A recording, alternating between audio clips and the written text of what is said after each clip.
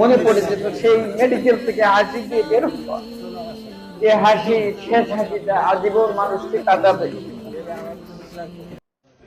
আমাদের পরবর্তী প্রজন্মকেও কাঁদাবে। কেননা এটা মিডিয়ার যুগ, এই হাসিটা আজীবন থেকে যাবে মিডিয়া। কিন্তু আমরা পারিনি। আল্লাহ তাআলা হুদায়বিয়ার সন্ধিতে প্রতিশোধ গ্রহণ করার যে ওয়াদা নিয়েছিলেন, আমরা সেই প্রতিশোধ কিভাবে নিতে হয় আমরা জানি না। প্রতিশোধ নেওয়া যায় ব্যালটের মাধ্যমে, প্রতিশোধ নেওয়া যায়। প্রতিশোধের মাঠ উর্বর আপনাদের কাছে ছেড়ে দিলাম, আপনারা কোনটা করবেন। যখন পৃথিবীতে মানুষের প্রতি জুলুম আর নির্যাতন করে, আল্লাহ তাআলা তাদেরকে স্মরণ করিয়ে দিয়েছেন, তোমরা কি ভেবেছো একজন মানুষ আর একজন মানুষকে জুলুম করবে আর আমি আল্লাহ দেখবো না? এটা কি হতে পারে? তোমরা এটা কি মনে করেছো? আল্লাহ তাআলা বলছেন, ওয়ালা তাহসাবান্নাল্লাহা গাফিলান আম্মা ইয়ালামুজ জালিমুন। জালিমরা জুলুম করছে আর আল্লাহ তাআলা গাফেল হয়েছে, আল্লাহ তাআলা কিছুই জানেন না, এটা কি তোমরা মনে করেছো? না না, কখনো নয়, বরং আমি আল্লাহ তাআলা সবকিছু অবগত আছি, সবকিছু আমার নজরের বাইরে কোনো কিছু যায় না।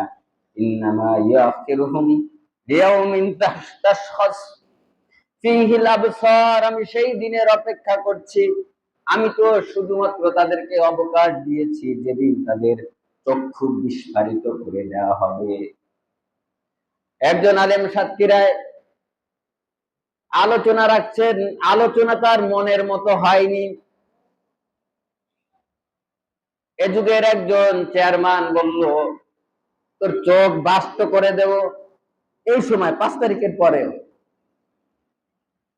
চোখ, একজন আলেমের চোখ আল্লাহ তাআলা পারবেন সেই কথাই বলছেন। চক্ষু আমি যেদিন বাস্ত করে দেব, তাকে আমি স্থির করে দেব, গেটি আর এদিকেও নাড়াতে পারবে না, এদিকেও নাড়াতে পারবে না,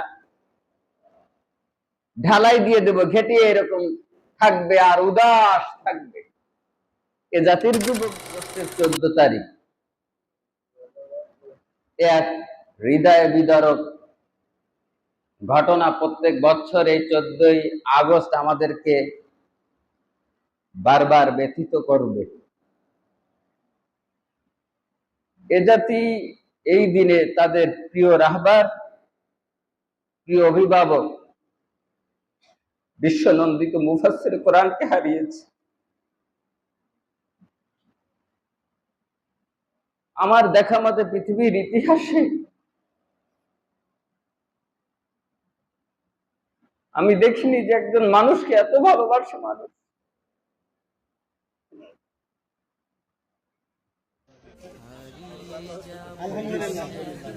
তার মৃত্যুর পরেও ৩-৪ মাস পর্যন্ত অনেক ইমাম সালাতে দাঁড়ায় নামাজ ঠিক মতো পড়াতে পারেনি, কেরাত থেমে গিয়েছে। আমাদের মসজিদেও আমাদের মুয়াজ্জিন সাহেব একাধিকবার আজান দিতে গিয়ে গিয়ে বারবার থেমে গিয়েছিল।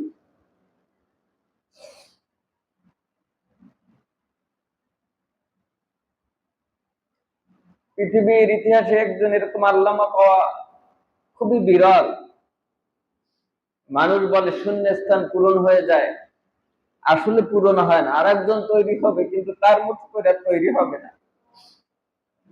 অন্যায় ভাবে জালিমের কারাগারে 12টা বছর জালিম শাসক বন্দী করে রেখেছিল। অগণন মানুষ তার এই কোরআনের অমীয় বাণী তার মুখ থেকে শুনতে পারেনি, আমাদেরকে বঞ্চিত করেছে।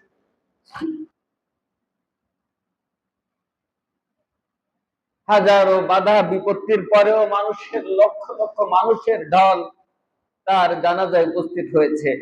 এদেশের কুলাঙ্গারেরা বাধা দিয়েছে, বাস ভাঙচুর করেছে, তবু আল্লাহকে এক নজর শেষ দেখা অথবা তার জানাজায় আসতে বাধা দিয়েও কাউকে আটকায় রাখতে পারেনি। এটা হচ্ছে কোরআনের ভালোবাসা। মানুষ চলে যাবে কিন্তু ইতিহাস থেকে যাবে। আমাদের সৌভাগ্য হয়েছিল আমরা জানাজায় গিয়েছিলাম। জানাজায় যাওয়ার অপরাধে সেই ভিডিও সোশ্যাল মিডিয়ায় আপলোড করার কারণে আমরা মসজিদে আসতে পারিনি, বিভিন্ন জায়গায় পালায় বেড়াতে হয়েছিল। জুমায় চেয়ারম্যান মহোদয় বলেছে যে আমি আছি, আপনি আসেন, কোনো কায়দায় জুমাটা পড়ায় আমরা গেছি। এভাবে আমাদেরকে চলতে হয়েছে। আমরা তখন মনে করতাম যে আল্লাহ তাআলা কি দেখছেন না? আল্লাহ তাআলা কি কোনো পদক্ষেপ নেবেন না? এত মানুষের কান্না, এত জুলুম আর নির্যাতন, নিরীহ মানুষগুলিকে অন্যায়ভাবে কারাবন্দী করে করে অপমান অপদস্থ করেছে। আমার বড় ভাইকে যেদিন আমি থানার সামনে ওয়ালের পাশে দাঁড়ানো, যেদিন হ্যান্ডকাপ লাগিয়ে নিয়ে যাচ্ছিল, খুব ব্যথা পেয়েছিলাম, ওয়ালের পাশে এলান দিয়ে কাঁদছিলাম যে ক্ষমতার জন্য কি সাধারণ মানুষগুলোকে এভাবে অপমান আর লাঞ্ছিত আর এভাবে কষ্ট দেওয়া উচিত? বেশি দিন যায়নি, আল্লাহ তাআলা তার প্রতিশোধ গ্রহণ করেছে। আল্লাহ উত্তম প্রতিশোধ দিতে পারেন।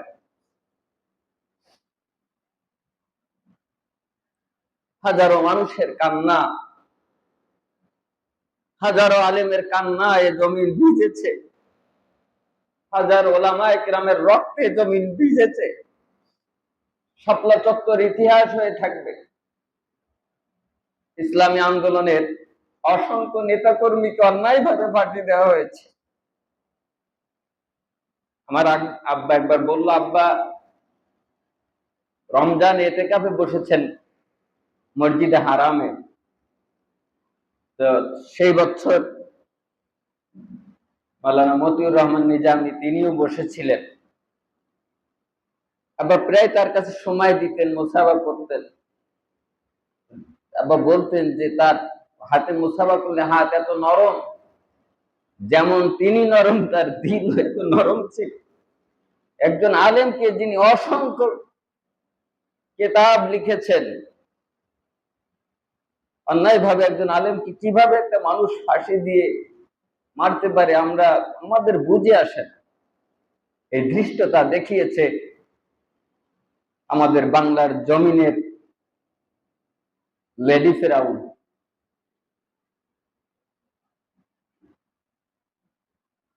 আমরা গল্প শুনি যে সবাই পায় গডফাদার, আমরা পেয়েছিলাম একটা গডমাদার। অসংখ্য আলেমকে ধ্বংস করে দিয়েছে।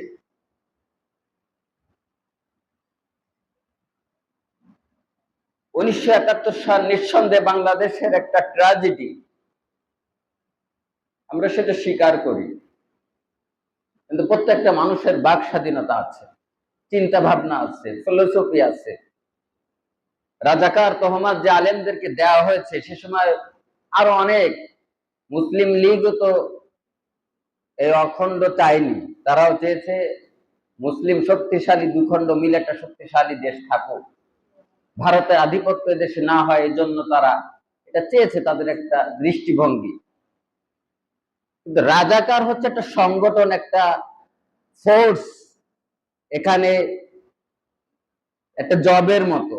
যারা এটা করেছে তাদের যারা একটা বাহিনী, তাদের অনেক কর্মকাণ্ড থাকতে পারে, তারা জুলুম নির্যাতন করতে পারে। কিন্তু যারা চায়নি যে এটা ভাগ হলে হয়তো ভারতের আধিপত্য হয়েছে, সেটা চাইতেই পারে। কিন্তু কোন আলেম আপনাদের মনে হয় মানুষ তাদের নিজের মাতৃভূমির মা বোনের ইজ্জত হরণ করেছে? এটা আপনাদের মনে হয়? বাড়িঘর দখল করেছে এটা মনে হয়? এই আলেমগুলোকে এই তহমাত দিয়ে যে ফাঁসি দিল, তার একটা দৃষ্টিভঙ্গি। এই যে ২৪-এর যে আন্দোলন, অনেকে চেয়েছে আন্দোলন না হোক, অনেকে চেয়েছে, কিন্তু অপরাধী কারা? যারা সরজমিনে মার্ডার করেছে, গুম করেছে, হত্যা করেছে ইত্যাদি। কিন্তু একজনের মনের ব্যাপার নিয়ে তাকে ফাঁসি পর্যন্ত নিয়ে যেতে হবে এমন কোনো কিছু ঘটেনি। দেশের অসংখ্য বিদগ্ধ আলেম, লেখক, গবেষককে হত্যা করে দিয়ে জাতির বড় ক্ষতি করে দিয়েছে। আল্লাহ রাসূল বললেন, মাউতুল আলিমি মাউতুল আলম, যে জগতের থেকে যদি একজন আলেমের মৃত্যু হয়ে যায়, একটা জগৎ মৃত্যুবরণ করে। এ জগতের অসংখ্যবার মৃত্যুর মুখে ফেলে দিয়েছে এই ফ্যাসিস্ট সরকার। আল্লাহ উত্তম পরিকল্পনাকারী, উত্তম বিচারকারী করেছেন, কিন্তু আমরা আমাদের এই আলেমদেরকে কোনোদিন ফিরে পাবো না। আমাদের সেদিন মনে হতো, আল্লাহ তাআলা এগুলো কি দেখছেন না? এর শেষ কোথায়? এর সমাধান আল্লাহ তাআলা কোরআনে হাকিমে দিয়েছেন। আমরা সেই সব আয়াতের দিকে তাকিয়ে আমরা আমাদের ধৈর্য ধারণ করেছি। আজকের এই দিনে আজকে আমাদের আল্লাহ আমাকে বেশ মনে পড়ছে, অসংখ্য মানুষ কেঁদেছে, তাদের পিতা মাতা মারা গেলেও এত কাঁদে না। তার কিছুদিন পর আমার দাদি মারা গেল, খুব বেশি কিছু মনে হয়নি, কিন্তু তার কথা যখনই ভাবতাম, বালিশের মাথা দিতাম, তখনই আমাদের মনে পড়ে যেত সেই মেডিকেল থেকে হাসি দিয়ে বের হওয়া। এ হাসি, শেষ হাসিটা আজীবন মানুষকে কাঁদাবে, আমাদের পরবর্তী প্রজন্মকেও কাঁদাবে। কেননা এটা মিডিয়ার যুগ, এই হাসিটা আজীবন থেকে যাবে মিডিয়ায়। কিন্তু আমরা পারিনি। আল্লাহ তাআলা হুদায়বিয়ার সন্ধিতে প্রতিশোধ গ্রহণ করার যে ওয়াদা নিয়েছিলেন, আমরা সেই প্রতিশোধ কিভাবে নিতে হয় আমরা জানি না। ওই দেশে প্রতিশোধ নেওয়া যায়, ব্যালটের মাধ্যমে প্রতিশোধ নেওয়া যায়।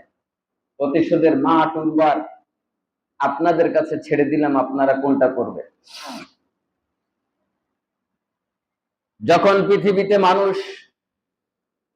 মানুষের প্রতি জুলুম আর নির্যাতন করে, আল্লাহ তাআলা তাদেরকে স্মরণ করিয়ে দিয়েছেন।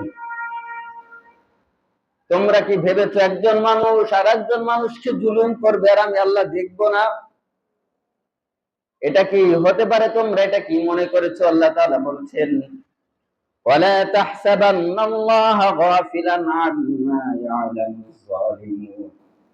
জালিমরা জুলুম করছে আর আল্লাহ তাআলা গাফেল হয়েছে, আল্লাহ তাআলা কিছুই জানেন না, এটা কি তোমরা মনে করেছো? না না, কখনো নয়, বরং আমি আল্লাহ তাআলা সব কিছু অবগত আছি, সবকিছু আমার নজরের বাইরে কোনো কিছু যায় না। ইন্নামা ইয়াখিরুহুম লিয়াউমিন তাশখাস ফীহিল আবসার। আমি সেই দিনের অপেক্ষা করছি। আমি তো শুধুমাত্র তাদেরকে অবকাশ দিয়েছি যেদিন তাদের চক্ষু বিস্ফারিত করে দেওয়া হবে। একজন আলেম সাতক্ষীরায় আলোচনা রাখছেন, আলোচনা তার মনের মতো হয়নি। এ যুগের একজন চেয়ারম্যান বলল, তোর চোখ বাস্ত করে দেব। এই সময় 5 তারিখের পরেও চোখ, একজন আলেমের চোখ আর একজন আলেম বাস্ট করে দিতে পারবে না, তবে আল্লাহ তাআলা পারবেন। সেই কথাই বলছেন, চক্ষু আমি যেদিন বাস্ট করে দেব, ইয়াউমিন তাশখাসু ফীহিল আবসার, যেদিন তাদের চক্ষু বিস্ফারিত হয়ে যাবে, সেই দিন আসল বিচার তাদের হবে।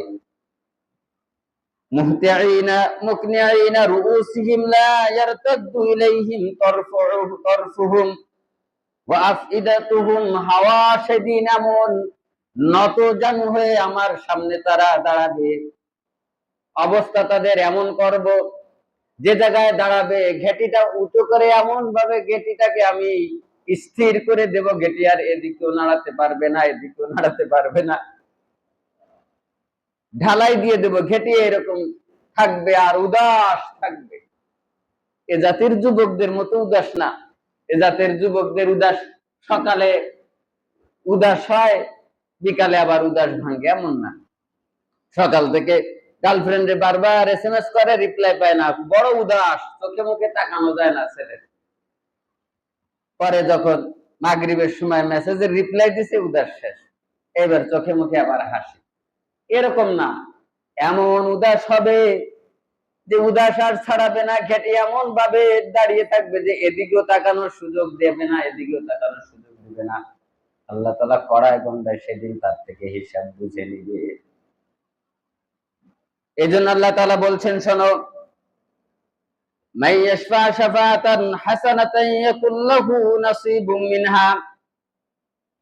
শোনো হে, তুমি যেটা করবে, যার সাথে অংশগ্রহণ করবে, তোমার সমর্থন যেদিকে থাকবে, সেই সমর্থনের দ্বারা যদি কেউ অন্যায় অবিচার করে, সে যদি বেঈমান হয়, বেনামাজি হয়, মুরতাদ হয়, তার যে অপকর্মগুলো করবে তোমার সমর্থনের কারণে, তুমিও সেই পাপের অংশীদারিত্ব নিয়ে নিবে।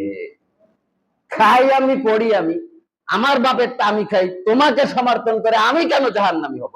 এত বড় নির্বোধ কিভাবে হয় একটা মুসলিম, একজন মুমিন? কথা বলেন ঠিক কি? আমার খাই আমি পড়ি, দল আমাকে কি দেবে? কি দেবে আমাকে? মুহাম্মাদুর রাসূলুল্লাহ ওয়াল্লাযীনা মাআহু আশিদ্দাউ আলাল কুফফার রুহামাউ বাইনাহুম তারাহুম রুকআন সুজদা। আল্লাহ তাআলা বললেন, সেই মুমিনদের কপালে সিজদার দাগ পাওয়া যাবে, আর তারা রুহামাউ বাইনাহুম, রহম হবে তার মুমিন ভাইদের পরে। কিন্তু ব্যাপার হলো বিপরীত, আমাদের কপালে, আমাদের শরীরে রাজনীতির দাগ পাওয়া যায়।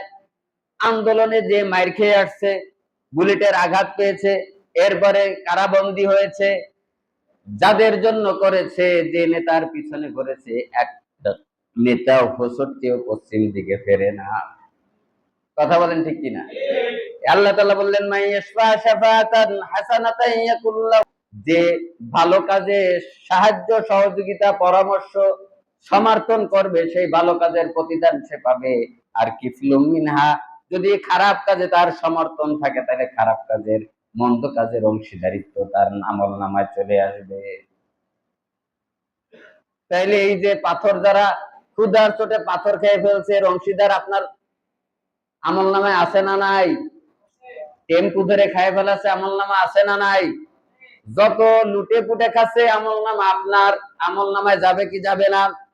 এজন্য আমার সমর্থন কোরআনের পক্ষে থাকবে না বিপক্ষে থাকবে? কোরআনের আইনের পক্ষে থাকবে না বিপক্ষে থাকবে? আল্লাহ তাআলা বলছেন, শোনো হে, মানব রচিত আইন রয়েছে, আমার দেওয়া বিধান রয়েছে, তুমি কোন দিকে যাবে? রাসূলুল্লাহ সাল্লাল্লাহু আলাইহি সাল্লামের মাধ্যমে তোমার কাছে যে আইন কানুন শিক্ষা দেওয়া হয়েছে, তোমরা যদি তার বিরোধিতা করো, তাহলে মনে রেখো তোমরা মুমিন হতে পারবে না। কথা তো কাফেরকে ডেকে বলেনি, মুমিনদেরকেই তো ডেকে বলেছে। আল্লাহ তাআলা বলছেন, ফালা ওয়ারাব্বিকা লা ইউমিনুনা হাত্তা ইউহাক্কিমুকা ফীমা শাজারা বাইনাহুম সুম্মা লা ইয়াজিদু ফী আনফুসিহিম হারাজাম মিম্মা কাদাইতা ওয়া ইউসাল্লিমু তাসলিমা। তোমরা ততক্ষণ পর্যন্ত আল্লাহর দরবারে মুমিন হতে পারবে না, যতক্ষণ না পর্যন্ত মুহাম্মদুর রাসূলুল্লাহ সাল্লাল্লাহু আলাইহি সাল্লাম যে বিধান আনিত তোমাদের সামনে প্রেজেন্টেশন করেছে, সেটা তোমরা মেনে নিবে। এটার বিপরীতে যদি তোমরা কোনো কিছু করো, কোনো কিছু সমর্থন করো, আল্লাহ তাআলা এটাকে গ্রহণ করবেন না, এবং তুমি মুমিনের খাতা থেকে তোমার নাম কেটে ফেলবে। কিছু কথা আল্লাহ তাআলা কাফেরদেরকে ডেকে বলেছেন, আবার কিছু কথা আল্লাহ তাআলা মুমিনদেরকেই ডেকে বলেছেন।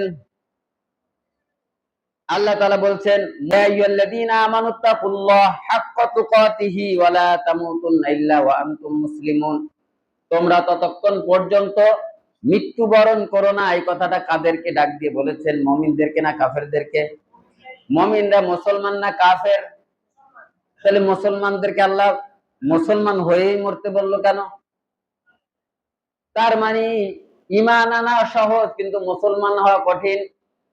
কমপ্লিট আত্মসমর্পণ করতে হবে। তুমি হাটে ঘাটে বাজারে নামাজে রুকু সিজদা সুন্নাতে সব জায়গায় আত্মসমর্পণ করলে, কিন্তু কোরআনের হুকুমতের জায়গায় আত্মসমর্পণ করতে পারলে না, বরং তুমি মুসলমান এখনো হতে পারোনি। এরপর আল্লাহ তাআলা পরের আয়াতে বলছেন, ওয়াতাসিমু বিহাবলিল্লাহি জামিআ। তোমরা দলবদ্ধ থাকো, ঐক্যবদ্ধ থাকো, আল্লাহর রজুকে এককভাবে ধরে রাখো, তোমরা বিচ্ছিন্ন হয়ে না। তাহলে এত আলেমের দল, এত হুজুরদের দল, এতগুলো দল হবে কেন? সবাই মিলে একসাথে যদি রশি ধরতাম, এই জুলুম আমাদের পরে আসতো না। কথা বলেন ঠিক কিনা? তাহলে আমরা এই আয়াতের দ্বারা বুঝলাম যে আমাদেরকে মুসলমান হওয়ার একটা গুণ রয়েছে, সেটা হচ্ছে দলবদ্ধ থাকা। আবার গত জুমায় আমি একটা আয়াতে কারিমা তেলাওয়াত করেছিলাম, সেটা হচ্ছে যে আন আকিমুদ্দিন ওয়ালা তাতাফাররাকু, দিন কায়েমে তুমি বিভিন্ন দল করো ঠিক আছে, কিন্তু দিন কায়েমের আন্দোলনের ব্যাপারে কোনো মতপার্থক্য চলবে না। তুমি আহলে হাদিস হও, তুমি তাবলিগ হও, তুমি সুন্নি হও, তোমাদের মতপার্থক্য ভিন্নতা, নামাজের ভিন্নতা থাকতে পারে, কোনো অসুবিধা নাই, কিন্তু ওয়ালা তাতাফাররাকু আন আকিমুদ্দিন, দিন কায়েমের ব্যাপারে তোমাদের অবশ্যই দলবদ্ধ একতাবদ্ধ থাকতে হবে। সেই জায়গায় ওর হুজুররা তো রাজনীতির আলোচনা করবে, কথা বোঝেন নেই? হুজুররা কিসের আলোচনা করবে? কথা বুঝতে পেরেছেন? দিন কায়েমের ব্যাপারে যেই হোক, এ ব্যাপারে আল্লাহ তাআলা কোনো ছাড় দেননি। অন্যান্য জায়গায় ছাড় দিলাম, কিন্তু এই ব্যাপারে কি বলেছেন? বলেছেন যে না, তোমাকে অবশ্যই এই ব্যাপারে এক থাকতে হবে, কোনো পার্থক্য করা যাবে না। আল্লাহ তাআলা আমাদেরকে সঠিক বুঝ দান করেন। আমরা আজকের 15ই আগস্ট আল্লামা দেলোয়ার হোসেন সাঈদীর স্মরণে আমরা আল্লাহ তাআলার কাছে দোয়া করি, আল্লাহ তাআলা যেন তাকে জান্নাতের উচ্চ মাকাম দান করেন। আর যারা তাকে ষড়যন্ত্র করে 12টি বছর কোরআন থেকে আমাদেরকে বিচ্ছিন্ন করেছে এবং পরিকল্পিত হত্যাকাণ্ড ঘটিয়েছে, আল্লাহ তাআলা তাদেরকে সঠিক বিচার তাদেরকে দান করুন, আর আমরা সেটা যেন দেখে যেতে পারি। ওমা তৌফিক ইল্লা বিল্লাহ। আসসালামু আলাইকুম ওয়া রাহমাতুল্লাহ।